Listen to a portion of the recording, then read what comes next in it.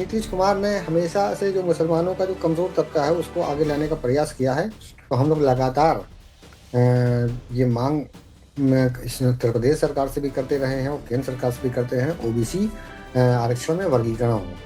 तो ये भी एक हमारे जो है बहुत बड़ा मुद्दा है कि जब ये वर्गीकरण हो जाएगा तो हमारा जो कंपटीशन है, पसमानदा मुसलमानों का जो कंपटीशन है, जो हिंदुओं की कामगार जाति हैं, उनसे हमारा कंपटीशन होगा। अपने जो भी कार्यक्रम चलते हैं उसमें बात हम फोकस करते हैं कि हमारे लोगों को, हमारे नौजवानों को लीडरशिप पे शौक पैदा होगा। जब उनको लीडर बनने का शौक होगा, हम ये नहीं कहते आप किसी पार्टिकुलर राजनीतिक दल से जुड़िए, आप किसी भी राजनीतिक दल से जुड़िए, लेकिन आप खाली वोटर बन के ना रहिए, आप लीडर बनने का प्रयास करिए। जितने भी अशराफ उलमाओं के इदारे हैं, जितने भी जो नेतृत्व करता है, तो उनके जितने भी लोग हैं, सब वक्फ बिल का विरोध कर रहे थे।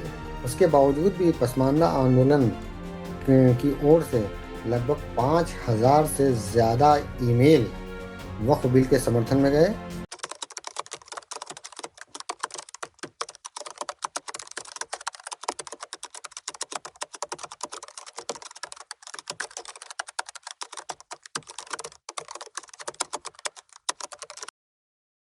नमस्कार। मैं कैफ अंसारी। आज हमारे साथ मौजूद है ऑल इंडिया पसमानदा मुस्लिम महाज के राष्ट्रीय प्रधान महासचिव जनाब मारूफ अंसारी साहब। आज की यह बात बेहद अहम है क्योंकि मुस्लिम समाज के भीतर अशराफ वर्चस्व, धार्मिक प्रतीकों का राजनीतिक दुरुपयोग, फतवों की राजनीतिक और पसमानदा मुसलमानों को हाशियों पर धकेलने की रणनीति पर खुलकर सवाल उठने का वक्त आ चुका है।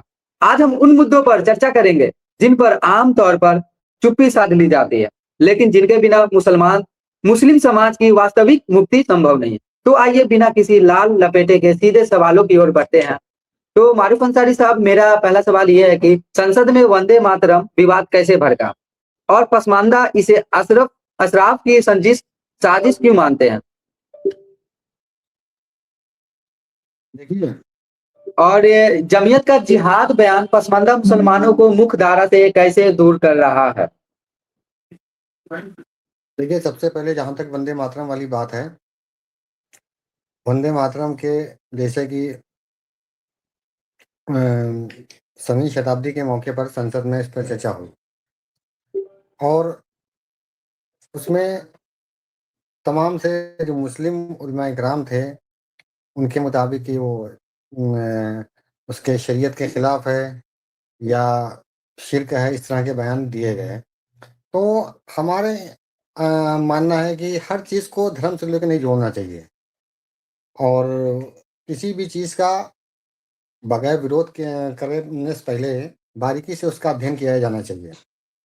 हम लोग इसको इसलिए साजिश या बहकाने वाली बात कह कर रहे हैं क्योंकि जो मुसलमानों के मूल मुद्दे हैं, चाहे रोज़ी-रोटी हो, तालीम हो, शिक्षा हो और तमाम से मसाइल हैं, उन पर ये कभी बात नहीं करते हैं। ये हमेशा उन मुद्दों पर बात करते हैं, जिन मुद्दों से एक समाज में बँटवारा हो, समाज में एक नैरेटिव सेट हो कि ज़ाहिर-सी बात है जब बँटवारा होगा, विभाजन होगा, तो दबे-कुचले कमज़ोर तबके के लोग जो हैं, मुसलमानों में उन्हीं का नुकसान होगा। तो ये हमेशा कोई भी बात है, तो ये हर चीज़ में शरीयत को लाके, इस्लाम को लाके पेश करते हैं और इससे ये हमेशा ये समाज में एक बँटवारे जैसा माहौल पैदा करने की कोशिश करते हैं। और ये इसलिए करते हैं कि जो मुसलमानों के मूल मुद्दे हैं, उन पर कभी चर्चा ना हो सके। अभी आप देखे होंगे बहुत सी समस्याएँ हमारे समाज में हैं। बुनकर समाज की मुद्दा एक था, इस पे फ्लैट रेट बिजली योजना बंद कर दी गई थी। उस पर कभी कोई एक आलिम मौलाना जमीयत उलमा हिंद हो, चाहे मुस्लिम पर्सनल लॉ बोर्ड हो, चाहे इमारत शरिया हो, चाहे इस तरह के जितने भी इदारे हैं, कभी उन्होंने चर्चा नहीं की। जबकि मुसलमानों की आबादी का उत्तर प्रदेश के अंदर लगभग एक तिहाई आबादी बुनकर समाज की है। उन पर वो उनको मुसलमान नहीं नज़र आए। अभी कुरैशियों के तमाम से गोश्त से व्यापारियों को समस्याएँ हैं मौजूदा में। उनको लेकर कभी इन्होंने ना मुख्यमंत्री से भेंट की, ना प्रधानमंत्री से भेंट की। ये उन मुद्दों पर उधम मचाते हैं, उन मुद्दों पर चर्चा करते हैं, जिनसे एक माहौल उनके पक्ष में, भीड़ उनके पीछे इकट्ठा हो और उनका वर्चस्व बना रहे। ये अपने वर्चस्व की राजनीति कर रहे हैं, आज़ादी से पहले से लेके और आज़ादी के बाद से अब तक की ये अपने वर्चस्व के लिए, अपने वर्चस्व के लिए ये सारे मुसलमानों को भीड़ इकट्ठा करने का प्रयास करते हैं, ताकि अलग-अलग राजनीतिक दलों को हम भीड़ दिखा के उन पर दबाव बना सकें, अपना वर्चस्व स्थापित कर सकें। और दूसरी बात आपने ये पूछी थी, फिर से रिपीट करिए सवाल ज़रा? ये दूसरा सवाल मेरा ये था कि जमीयत का जो जिहाद बयान पसमानदा मुसलमानों को मुख्य धारा से दूर कर रहा, तो क्यों कर रहा? भाई ये किससे जिहाद का ये जिहाद का नारा देके जिहाद बोलने वाले, ये तो जिहाद बोलेंगे, मरेगा कौन? पसमानदा मरेगा, कमज़ोर तबके के लोग मरेंगे। अभी बरेली में क्या हुआ? बरेली में जिस मौलाना ने लोगों को आने का आह्वान किया, फलाँ जगह पर पहुँचो, जबकि प्रशासन से उसकी अनुमति नहीं मिली थी। प्रशासन से उसकी अनुमति ना मिलने के बावजूद भी लोगों को फलाँ एक जगह पे इकट्ठा करने के लिए कहा, उस पर प्रशासन ने कंट्रोल करने की कोशिश की, उस पे लाठीचार्ज हुआ, तमाम से नुकसानात हुए। वो किसके नुकसान हुए? जो आम मुसलमान, जो कमज़ोर तबके के मुसलमान, जो पसमानदा मुसलमान थे, उनको नुकसान हुआ। ये तो बयानबाज़ी हमेशा करते हैं, अपनी बयानबाज़ी करके सुर्खियों में बने रहते हैं, अलग-अलग राजनीतिक दलों पर दबाव बनाने का प्रयास करते हैं। तो ये सीधे तौर पर ये लोगों को बहकाने वाली बात है, ख़ासकर पसमानदा मुसलमानों को इनके बहकावे में नहीं आना चाहिए। और अब एक समय आ गया है कि ऐसे लोगों का खुलकर बायकॉट करें हम। जी। तो मेरा अगला सवाल है कि जो अभी समकालीन पसमानदा नेतृत्व जो है, अशराफ के फतवों के खिलाफ कैसे खड़ा हो रहा है? क्या मतलब देखिए इसके पसमानदा लिए जो नेतृत्व जी, देखिए, इसके जी, लिए जितने भी पसमानदा बुद्धिजीवी हैं, पसमानदा आंदोलन से जुड़े हुए लोग हैं, लगातार ऑल इंडिया पसमानदा मुस्लिम महाज़ लगातार प्रयास कर रहा है कि समाज के बीच में उनके जो उनके रोज़ाना के जो मुद्दे हैं, उनकी बेरोज़गारी का मुद्दा है, उनकी तालीम का मुद्दा है, उनकी रोज़ी-रोटी का मुद्दा है, इन मुद्दों पर चर्चा हो। और लगा और लोगों को जो भी संसाधन है, उनके संसाधन के मुताबिक पसमानदा आंदोलन से जुड़े हुए लोग हम अपने सामाजिक मुद्दों पर चर्चा कराने का प्रयास कर रहे हैं, सामाजिक मुद्दों पर बात करने का प्रयास कर रहे हैं और लोग जुड़ भी रहे हैं। वो अलग बात है, जो तादाद है, स्पीड है, धीरी है, लोग जुड़ भी रहे हैं, लोग समझ रहे हैं। वो लोग समझने लगे हैं कि ये जो हैं, ये हमेशा उन मुद्दों पर चर्चा करें, ये हमेशा हमें आखिरत का दिखाते हैं। आखिरत का लाभ दिखाते हैं, आखिरत का भय दिखाते हैं, आखिरत का घाटा दिखाते हैं, लेकिन हमारा पेट खाली है, उस पर चर्चा नहीं करते हैं। ये उन पर कभी चर्चा नहीं करते हैं। अब धीरे-धीरे लोग समझ रहे हैं। मैं एक उदाहरण दूँ, अ, हमारी जानकारी में एक शख्स हैं, जो बिल्कुल आम मुसलमान हैं और हमें लगता है स्कूल में जो कुछ 5वाँ 8वाँ पास हुए, ऐसे ही उनकी तालीम रही होगी। उनके मोहल्ले में एक हाफ़िज़ जी हैं, जो हाफ़िज़ जी हैं, वो लगातार सबको उन्होंने पचासों लोगों को हाफ़िज़ बना दिया है। उन्होंने एक दिन देखा और जो भी वहाँ के आस-पास के लड़के हैं, उनको स्कूल छुड़ा-छुड़ा के उन्होंने हाफ़िज़ा करवाया। उन्होंने देखा एक दिन कि हाफ़िज़ जी का लड़का मॉन्टेसरी स्कूल से ड्रेस पहन के आ रहा है, तो उनके तुरंत बाद क्लिक किया, वो उन्होंने लोगों से कहना शुरू कर दिया, भाई ये तो ज़बरदस्ती सबको हाफ़िज़ बना रहे हैं। से कह रहे हैं हाफ़िज़ बनो, आखिरत का है, भलाई भी है, सभी कुछ बता रहे हैं और लोगों को स्कूल भी छुड़वा दिए। ये अपने बच्चों को हाफ़िज़ काहे नहीं बना रहे हैं। तो इस तरह के लोग, आम भी लोग हैं, चीज़ें जो धीरे-धीरे समझने लगे हैं। ये वो अलग बात है कि जितनी तेज़ी से हम लोग काम करना चाहिए, हम लोग नहीं काम कर पा रहे हैं। उसमें बहुत सी दिक्कतें भी हैं और संसाधनों का भी अभाव है। और ये बात भी सच है कि हमारा एक बड़ा तबका, पसमानदा मुसलमानों का बड़ा तबका मदरसों से, इन मज़हबी इदारों से कंट्रोल होता है। हम उसी से आज़ादी के लिए लगातार संघर्ष कर रहे हैं। पसमानदा आंदोलन संघर्ष कर रहा है, ऑल इंडिया पसमानदा मुस्लिम महाज़ संघर्ष कर रहा है। जी।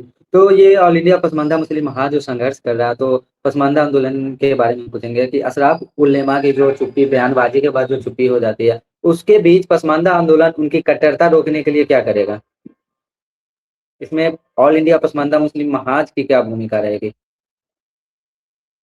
देखिए, जितने भी पसमानदा आंदोलन से जुड़े हुए लोग हैं और जितने भी पसमानदा संगठन हैं, वो ये बात सब में कॉमन है। सभी लोग इस तरह की जो है जो मुस्लिम सांप्रदायिकता पर आधारित जो बातें हैं, किसी भी उलमा की, उसका सभी लगभग विरोध कर रहे हैं और ऑल इंडिया पसमानदा मुस्लिम महाज भी विरोध कर रहा है। इसके लिए सबसे बेहतर यही चीज़ है कि जागरूकता, जितनी ज़्यादा पसमानदा मुसलमानों में जागरूकता है, वो तथ्यों को समझें। उसके लिए लगातार मैंने पहले भी आपसे बताया कि हमारे जो कुछ संसाधन हमारे पास हैं, हम लोग संसाधन के मुताबिक लोगों को जागरूक करने का प्रयास कर रहे हैं। उसका परिणाम भी देखने को मिल रहा है और हमारा बहुसंख्यक समाज भी अब चीज़ें समझने लगा है कि हमारे में भी यहाँ जो कमज़ोर तबके के लोग हैं, दबे-कुचले तबके के लोग हैं, पसमानदा मुसलमान हैं जो, उनको बहका के ये लोग अपनी सियासी रोटी सेकने का काम करते हैं। तो अब लोगों की धीरे-धीरे लोगों को चीज़ें समझ में आने लगी हैं और बदलाव भी दिखाई देने को मिल रहा है। पहले हमारे पास लिमिट सीमित लोग थे, आज बहुत से लोग हैं सोशल मीडिया से लेके सब बात करते हुए दिखते हैं और समझते हैं। वो बात अलग की है, कुछ लोग ऐसे भी हैं जो समझते हैं चीज़ें लेकिन पब्लिक प्लेस पे बात नहीं कर पाते हैं, उनके बहुत से सामाजिक कारण हो सकते हैं। तो हम लोग लगातार जागरूकता लाने का प्रयास कर रहे हैं और आशा करते हैं आगे और तेज़ी से लोग इन लोग के जो झूठ-फ़रेब है ये सब यो उलमाओं का, जो हम लोगों को गुमराह करके हम लोग को नुकसान पहुँचाने का काम करते हैं। वो ये नहीं चाहते हैं कि हमारी राजनीतिक रूप से कोई हिस्सेदारी हो, हमें प्रतिनिधित्व मिले, हमारा सामाजिक सुधार हो, हमारा शैक्षणिक सुधार हो, हमारा आर्थिक सुधार हो। ये लेग लोग धीरे-धीरे समझने लगे हैं। जी। तो अभी जी, अभी मैं बिहार चुनाव पे बात करूँगा। आपने बोले कि पसमानदा जागरूकता की कमी है और जागरूक हो रहे हैं। तो बिहार चुनाव अभी-अभी फिलहाल समाप्त हुआ, उसके रिज़ल्ट भी आ गए हैं। तो इसमें अब कहाँ तक आपको लगा कि पसमानदा जागरूक हो चुके हैं? तो इस पे ये सवाल है कि बिहार चुनाव में पसमानदा मुसलमानों ने नीतीश का साथ दिया? यदि हाँ, तो क्यों दिया? और इससे अशराफ राजनीति को झटका लगा, आपके हिसाब से लगा या नहीं लगा? देखिए, ये पूरा आँकड़ा तो मेरे पास नहीं है कि नीतीश जी के साथ में कितना पसमानदा मुसलमान गया। लेकिन ये बात ज़रूर है जो भी मुसलमानों को वोट गठबंधन को एनडीए गठबंधन को मिला, वो पसमानदा मुसलमानों को मिला। तो ये एक सीधा-सीधा प्रमाण है कि हमारे लोग जागरूक हो रहे हैं। हमारे लोग जागरूक नीतीश कुमार जिस तरह से एक लंबे अरसे से पसमानदा के लिए काम किए हैं, उसका असर दिखाई दिया और लोग जो हैं चीज़ें समझ के और जितना भी परसेंटेज मिला हो 25% 30% जो कुछ भी गया है पसमानदा का वोट, तो वो उनको गया। ये भी एक बहुत बड़ी बात है जिस तरह एक तो इमारत-ए-शरिया जो बिहार की है, वो पूरी तरीके से आरजेडी के साथ थी, पूरी तरीके से वक्फ बिल को लेकर हंगामा ऐसा माहौल बना रखा था। उसके बावजूद भी अगर मैं 20, 25, 30% वोट भी पसमानदा मुसलमानों का नीतीश जी के साथ में गया, तो मैं इसे बहुत बड़ी एक जागरूकता मानता हूँ। तो नीतीश जी ने जो पसमानदा मुसलमानों के लिए काम किया है, उसका वो उसको असर दिखाई दिया। क्योंकि आप भारत में जितने भी नेता हैं, आप देखेंगे कि अगर पसमानदा की हिस्सेदारी की बात है, उनकी बात अगर हो, तो अगर नीतीश कुमार ने जितना गंभीरता से पसमानदा की हिस्सेदारी पर ध्यान दिया है, उतना किसी ने नहीं ध्यान दिया। वो नीतीश कुमार ही हैं जिन्होंने डॉक्टर एजाज अली ताइन साहब को राज्यसभा भेजा। वो नीतीश कुमार ही हैं जो अली अनवर साहब को 2 बार राज्यसभा भेजा। वो नीतीश कुमार ही हैं कि डॉक्टर कहकशा परवीन जो राइन बिरादरी से उनको राज्यसभा भेजा, यहाँ तक कि राज्यसभा का उपसभापति बनाया। वो नीतीश कुमार ही हैं कि जहाँ साबिर अली के बारे में भी कहा जा सकता है कि नौ बिरादरी से हैं, उनको राज्यसभा भेजा। तो नीतीश कुमार ने हमेशा से जो मुसलमानों का जो कमज़ोर तबका है, उसको आगे लाने का प्रयास किया है और वोट बैंक की राजनीति टिकट बँटवारे की जहाँ तक की बात है, उसमें वोट बैंक जिताऊ उम्मीदवार की होती है, तो जिताऊ के हिसाब से टिकट निर्धारित किए जा सकते हैं। लेकिन ऑल ओवर अगर देखा जाए जितने भी राजनीतिक दल बिहार में हों और चाहे पूरे भारत में हों, नीतीश कुमार ने पसमानदा विमर्श को, पसमानदा आंदोलन को गंभीरता से हमेशा लिया है, पसमानदा समाज के बारे में हिस्सेदारी को गंभीरता से लिया है, जिसका परिणाम उनके चुनाव में दिखाई दिया। और ये बहुत बड़ा एक प्रमाण है कि पसमानदा धीरे-धीरे जागरूक हो रहा है, अपने धार्मिक मुद्दों से उठकर सामाजिक मुद्दों पर वोट करने लगा है। जी। तो मेरा अगला सवाल है कि पसमानदा आंदोलन शिक्षा और रोजगार पर फोकस करके वोट बैंक की राजनीति को कैसे चुनौती देगा? और आपकी संगठन ऑल इंडिया पसमानदा मुस्लिम महाज इस पे क्या काम कर रही है? देखिए, हम लोग पसमानदा शब्द ही है, कमज़ोर का, दबे-कुचले का नाम है, जो पीछे रह गया, जो पिछड़ गया। तो ज़ाहिर-सी बात जो पीछे रह गया वो माली हालत में भी पिछड़ा है, तालीमी एतबार से भी पिछड़ा है, सामाजिक एतबार से भी पिछड़ा है। तो हम उनके सुधार के लिए लगातार प्रयासरत हैं। हम उनके लिए जो भी सत्ता में बैठे हुए लोग हैं, जहाँ-जहाँ जिसकी भी सरकार है, हमारा संगठन उन लोगों से सामंजस्य सत्ता में बैठे हुए लोग के सरकारों से सामंजस्य बना के अपने समाज का किस तरीके से हित निर्धारित हो सकता है, लगातार उनको अपने मुद्दों को अवगत कराने का काम कर रहे हैं। उनको लगातार पत्राचार के माध्यम से उनसे जो हमारे लिए जो मुद्दे फ़ायदेमंद हैं, उसके लिए उनसे माँग कर रहे हैं। चाहे अब से उसमें आप देख लीजिए हम लोग लगातार जो हमारा रोटी का मुद्दा जो प्रतिनिधित्व का मुद्दा प्रभावित होता है, ओबीसी आरक्षण में प्रभावित होता है कि ओबीसी आरक्षण में जो मज़बूत लोग हैं जो मज़बूत जातियाँ हैं और कमज़ोर जातियाँ हैं, कामगार जातियाँ एक साथ में हैं, तो कहीं न कहीं जो मज़बूत जातियाँ हैं, वो कमज़ोर ओबीसी जातियों का हक उनको हक खा रही हैं, उनको उनका हक नहीं मिल पा रहा है। तो हम लोग लगातार ये माँग इस उत्तर प्रदेश सरकार से भी करते रहे हैं और केंद्र सरकार से भी करते हैं, ओबीसी आरक्षण में वर्गीकरण हो। तो ये भी एक हमारे जो है बहुत बड़ा मुद्दा है कि जब ये वर्गीकरण हो जाएगा तो हमारा जो कॉम्पिटिशन है, पसमानदा मुसलमानों का जो कॉम्पिटिशन है, जो हिंदुओं की कामगार जाति हैं, उनसे हमारा कॉम्पिटिशन होगा। और अभी हम ऐसा कॉम्पिटिशन कर रहे हैं, एक पहलवान एक मज़दूर से लड़ रहा है। तो हमारी संख्या सरकारी नौकरियों में, शैक्षणिक संस्थानों में उचित नहीं पहुँच पा रही है। हम लगातार उत्तर प्रदेश सरकार से भी माँग कर रहे हैं और केंद्र सरकार से माँग है कि ओबीसी आरक्षण में वर्गीकरण हो। इसी तरीके से हम लगातार जो अल्पसंख्यक संस्थान हैं भारत में, चाहे वो राजकीय हों, चाहे वो केंद्रीय हों, तो हम सभी लगातार माँग कर रहे हैं जिस तरीके से सामाजिक न्याय की परिधि भारतीय संविधान की है, वो उसको जिस तरह के राजकीय और केंद्रीय जो है संस्थाओं में लागू होती है, उसी तरह से अल्पसंख्यक संस्थानों में भी लागू हो। और चाहे वो जामिया हो, चाहे एएमयू हो जैसे कि जितने भी अल्पसंख्यक संस्थान हैं हमारे यहाँ, इरा है और तमाम से भारत में संस्थान सभी में भारतीय संविधान की सामाजिक न्याय की परिधि लागू हो, जिससे हमारा मानना है कि जो हमारे लोगों को उचित प्रतिनिधित्व मिल पाएगा, तालीम में भी हमें जगह मिल पाएगी। अभी का आलम यह है कि हमें राजकीय इंस्टीट्यूट में तो हमें आरक्षण का लाभ मिलता है, लेकिन हमें अल्पसंख्यक संस्थानों में नहीं मिल पाता है। उसके लिए भी हम लोग लगातार पत्राचार और ज्ञापन के माध्यम से सरकार से अपनी समस्याओं को अवगत कराने का काम कर रहे हैं और उनके लिए माँग कर रहे हैं और उम्मीद है कि आने वाले कल में उसका कुछ न कुछ हल निकलेगा। इसी प्रकार से जो हमारी जो कामगार जातियाँ हैं, चाहे वो बुनकर समाज हो, चाहे वो कुरैशी समाज हो, चाहे वो मंसूरी समाज हो, इस तरह की जो-जो उनके पेशे से जुड़ी जातियाँ हैं, उनके लिए भी हम लगातार भी सरकारों से माँग करते रहे हैं और करते हैं कि उनके लिए ऐसी योजना बने, उनके लिए सब्सिडी में लोन मुहैया हों, उनके लिए सहूलियतें हों ताकि वो अपने रोज़गार आसानी से उनके लिए मंडियाँ बने, जैसे बुनकर समाज के लिए बुनकर बहुल एरिया में मंडियाँ बने, व्यापारी हैं, ऐसे खरीद-फ़रोख्त में आसानी हो, उनको अच्छे रेट्स मिलें, उनको अच्छे दाम मिलें, इससे उनके रोज़गार में बढ़ोतरी बढ़ोतरी हो।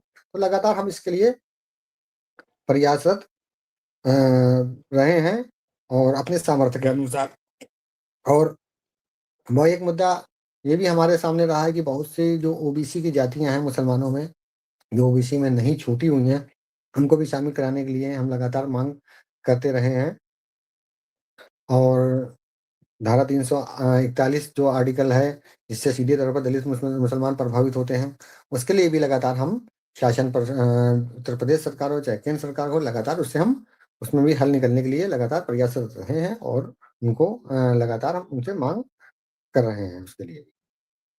तो ओवरऑल ऑल इंडिया पसमानदा मुस्लिम महासभा और पसमानदा विमर्श, पसमानदा मुसलमानों के जो सामाजिक मुद्दे हैं, जो उनके सामाजिक सुधार से जुड़े हुए मुद्दे हों, उन पर लगातार ही चर्चा कर रहा है। उन समस्याओं से हल निकालने के लिए लगातार हम जिन अलग-अलग राज्यों में जो भी सरकार हैं, उनसे लगातार सामंजस्य बनाकर उनसे उन समस्याओं का हल निकालने का प्रयास हम कर रहे हैं। जी। जे जी, बताइए। मतलब ऑल इंडिया पसमानदा मुस्लिम महाज वो पसमानदा समाज के नौजवानों के लिए क्या-क्या कदम सरकार से उठाने की माँग कर रही है या उनके लिए क्या उनका प्लान है? देखिए, हम जो आर्टिकल 341 3 की बात कर रहे हैं, उस पर मज़हबी पाबंदी हटाने की बात कर रहे हैं।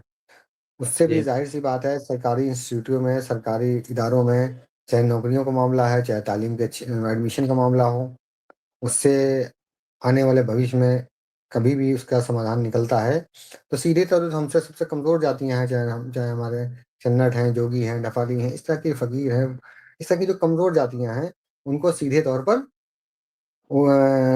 रोज़गार के भी अवसर मिलेंगे और तालीमी मज़बूती के भी अवसर मिलेंगे।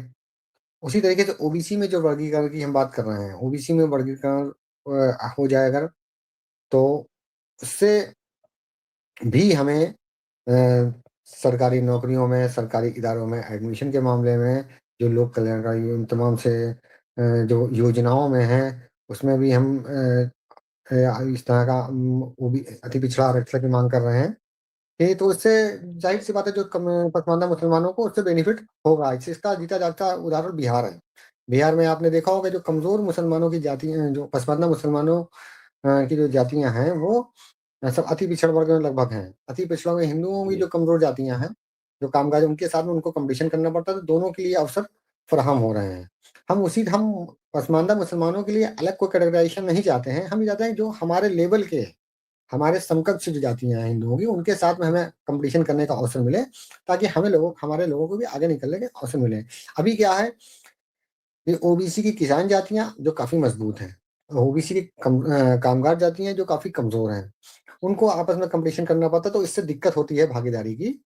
तो आने वाले कल में आशा करते हैं ऐसा होता है अगर, तो हमारे उसपे आर्थिक सुधार भी होगा, हमारा सामाजिक सुधार भी होगा, हमारा शैक्षणिक सुधार भी होगा। जी। तो मेरा अगला सवाल है, इसके बाद एक और सवाल है, उसके बाद मैं आपसे बातचीत समाप्त करूँगा। कि पसमानदा समाज का जो नौजवान है, नौजवान तबका को राजनीतिक में लाने के लिए मतलब पसमानदा आंदोलन किस तरह से काम कर रहा? देखिए, पसमानदा आंदोलन और ऑल इंडिया पसमानदा मुस्लिम महाज का स्पष्ट मानना है कि तालीम के मामले में पसमानदा में काफ़ी सुधार हुआ है।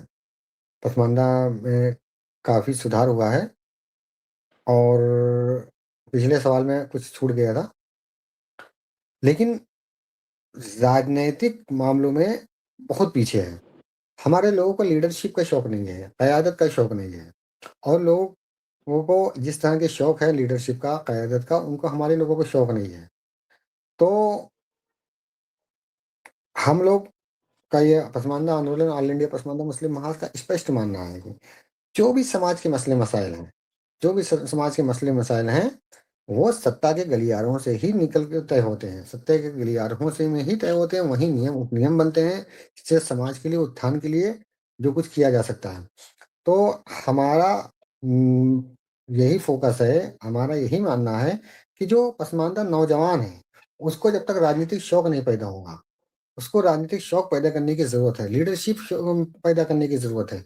हम ये नहीं कहते आप किसी राजनीतिक दल से जुड़े हों, आप किसी भी राजनीतिक दल में हों, तो आप पीछे की कुर्सी पे बैठने के बजाय आगे कुर्सी बैठने का जब तक शौक नहीं पैदा होगा, तब तक कि हमारे में लीडरशिप डेवलप नहीं होगी। हम लगातार अपने जो भी कार्यक्रम चलते हैं, उसमें बात हम फ़ोकस करते हैं कि हमारे लोगों को, हमारे नौजवानों को लीडरशिप का शौक पैदा हो। जब उनको लीडर बनने का शौक होगा, हम ये नहीं कहते आप किसी पार्टिकुलर राजनीतिक दल से जुड़िए, आप किसी भी राजनीतिक दल से जुड़िए, लेकिन आप खाली वोटर बन के ना रहिए।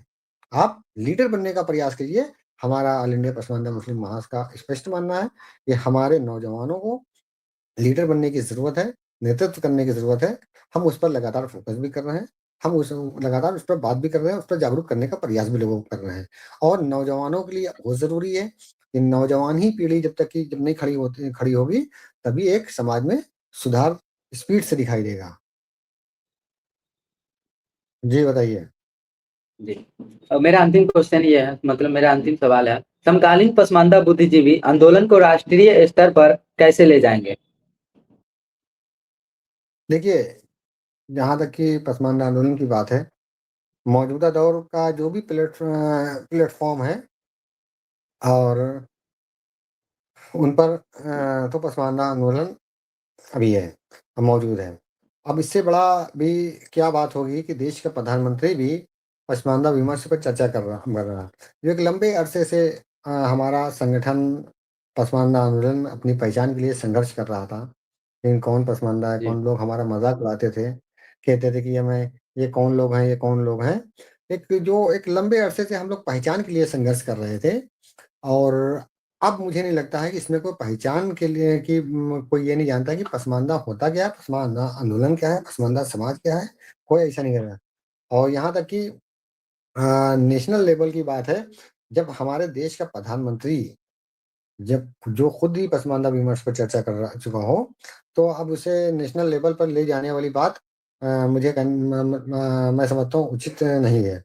बाकी आज चाहे टीवी जो भी प्लेटफ़ॉर्म है, चाहे इलेक्ट्रॉनिक मीडिया हो, चाहे प्रिंट मीडिया हो, चाहे सोशल मीडिया हो, चाहे ज़मीन पर हो, तो हर आदमी अब पसमानदा आंदोलन और पसमानदा समाज के बारे में जान चुका है और लगातार चर्चा हो रही है, कहीं पर दबी ज़ुबान में, कहीं पर खुली ज़ुबान में। अब हम लोग ये प्रयास करते हैं कि मतलब कि हमारी चर्चा चाय खाने से लेके संसद तक की हो। तो इसके लिए भी हम लोग प्रयासरत हैं, लेकिन हर प्लेटफ़ॉर्म पे पसमानदा आंदोलन पर चर्चाएँ हमारे बुद्धिजीवी, हमारे पैनलिस्ट हर ऐसे हैं कि किसी भी चैनल पर, किसी भी प्लेटफ़ॉर्म पर बात रखने की उनमें सलाहियत है और लगातार रख रहे हैं। अभी चाहे वक़्फ़ पे जेपीसी को लेकर आपने देखा होगा, ये हमारे संगठन की ओर से, हमारे वक्ताओं ने, हमारे साथियों ने बढ़ चढ़ के अपने समाज का पक्ष रखा और अपने समाज से मुद्दे समाज से जुड़े हुए मुद्दों पे बात रखी और ये एक पहला ऐसा इतिहास होगा कि जहाँ पर वक्फ जैसे जहाँ पर मुस्लिम पर्सनल लॉ बोर्ड हो, जमीयत उलमा ए हिंद हो, जितने भी अशराफ उलमाओं के इदारे हैं, जितने भी जो नेतृत्व करता है, तो उनके जितने भी लोग हैं, सब वक्फ बिल का विरोध कर रहे थे।